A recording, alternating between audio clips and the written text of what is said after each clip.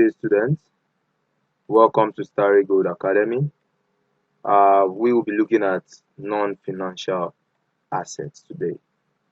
Non-financial assets. What is non-financial assets? When we talk about non-financial assets, we've actually heard of the financial assets. Oh, we define financial assets under financial instrument. Financial asset that gives rise to so. I hope we still remember under IFRS 9. Previously we used to have it under IAS 32, and we used to also have the IAS 37. Talking about now, we now have the IFRS 7 and IFRS 9. I hope we've been able to actually talking about the classification, subsequent measurement, and all the disclosure of financial instruments. But that's not the major thing today. I just use it to refresh our memory as regards financial when we talk about financial assets itself. But what are we talking about when we talk about a non-financial asset?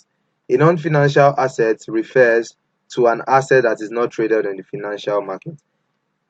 This particular asset, it is not traded on the financial market, unlike a particular probably a stock or a bond that has, or a share that has a particular market in which it is actually actively traded. It can be the stock exchange market and all. But when we talk about non-financial asset, we can simply say it's an asset that cannot be traded in the financial market, and we can actually say it's an asset whose value is actually derived from its physical net worth rather from a contractual claim. The one that probably transaction that actually gives rise to an asset of an organization and probably liability of another organization or an equity instrument. So are we together? Now, when we talk about non-financial assets, we are talking about those assets, those tangible assets such as land, such as motor vehicles, equipment. We can also have intangible assets to be non-financial assets, in as much as the value does not actually depend on contractual claims. Then there's nothing as regards its relating to financial assets. Its value is actually derived from its physical characteristic. When the person wants to sell the asset, he goes to the market and say, okay, this is the amount I feel it can go for. Not like contractual claims are the one that determine the value of that particular asset. And when we say non-financial assets, they can be further divided into two. We have the produced assets, and we also have the non-produced assets. When we talk about the produced assets, those are the ones that we can actually manufacture, like the fixed assets. We have inventory and some other valuables. But when we talk about non-produced assets, it's actually simple. We call it non-produced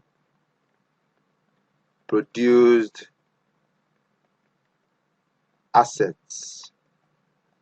Non-produced assets. Then we have the produced assets.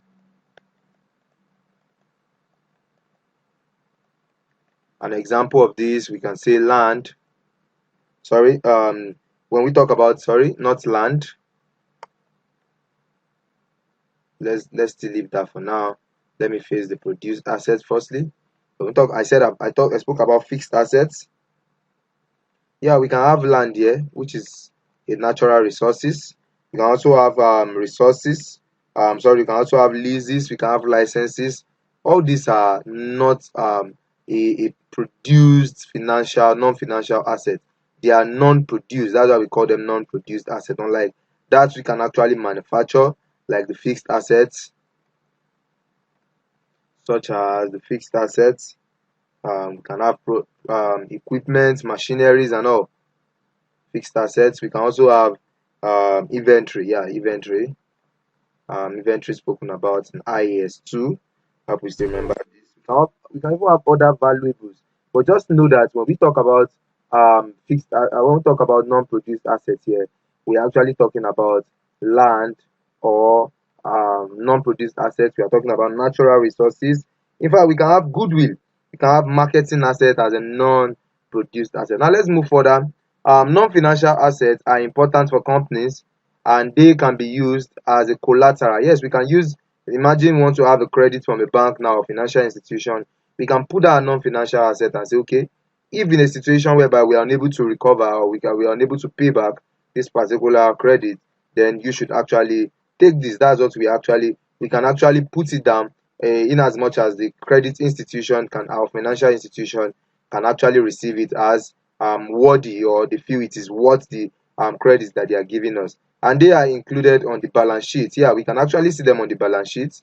And financial analysts consider non-financial assets when evaluating the long-term viability of the company. Actually, you can use it to determine the value of the company also.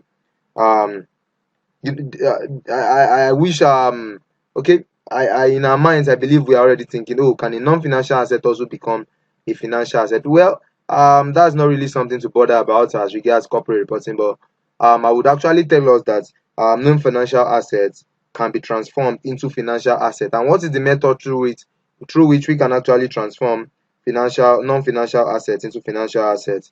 Is a process called securitization. Securitization, let me write it out for us. We can do it through a process called securitization. Securitization.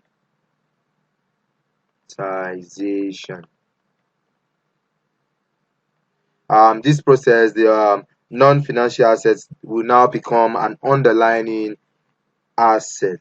Now let's move on quickly. Financial assets disclosure requirements for non-financial assets.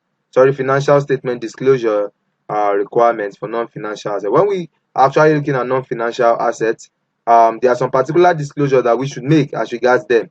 Now, let's consider some of those disclosure. We should make the basic measuring carrying amount, the basis for measuring carrying amount, like how we've been able to determine the carrying amount, the current value in which this particular financial non-financial asset is being carried in their financial statement, majorly statement of financial position.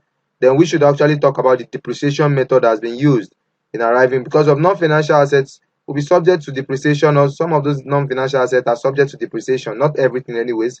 When we actually talk about, for those that are subject to depreciation, please, when you are disclosing your disclosure requirements, is one of the disclosure requirements is to tell the users of the financial statement the method you have used to calculate your depreciation, and that disclosure requirement is the useful lives or depreciation rate that you have actually used. Yeah, your depreciation rate will actually show the number of useful life that you actually expect the assets to live for. Now we also have the gross carrying amount and accumulated depreciation and impairment losses. We can actually show that which was actually brought forward, the depreciation for the year, then that which has actually been charged right from when the asset has been bought and put to use. So that's the accumulated depreciation as at the reporting date. So that's the we actually have to show the impairment losses also. What's impairment according to IAS 36?